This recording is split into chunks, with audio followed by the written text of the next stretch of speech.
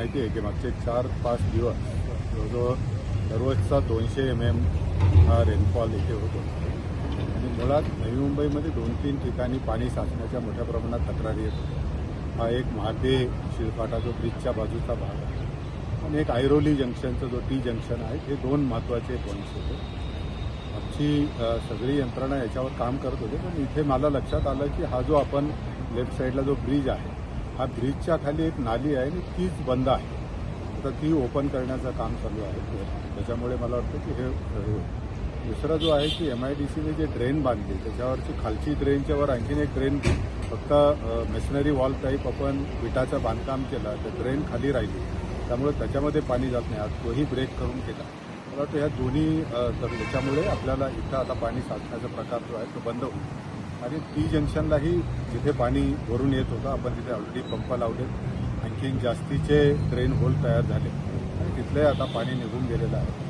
इतरत्र खूप मोठ्या प्रमाणात झाडं पडण्याच्या तक्रारी खूप मोठ्या प्रमाणात आहेत. तर त्या सगळ्या 2 दिवसामध्ये पूर्ण 100% झाडांची कटाई करून ते आज जवळजवळ आजच्याच तारखेला वॉरफुटिंगवर पाऊस उघडल्यामुळे आज आपण ते करतो.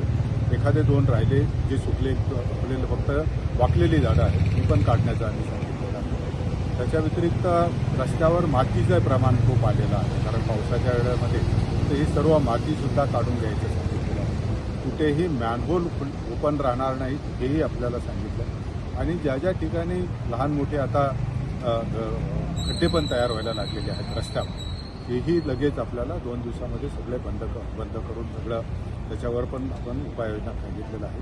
की मला खात्री आहे की ह्या 2 दिवसामध्ये पूर्ण जो काही 4 दिवसाचा 5 दिवसाच्या पावसाने जे काही रस्त्यावर आलेले अडचणी आहेत त्या दूर होतील. रस्त्याच्या बाजूची झाडांची जी वाकलेली आहेत किंवा काही पडलेली आहेत तीसुद्धा आपण क्लिअर करतो आणि हे जे 2 मुख्य वॉटर लॉगिंग पॉईंट होते ते सुद्धा आपण क्लिअर करतो.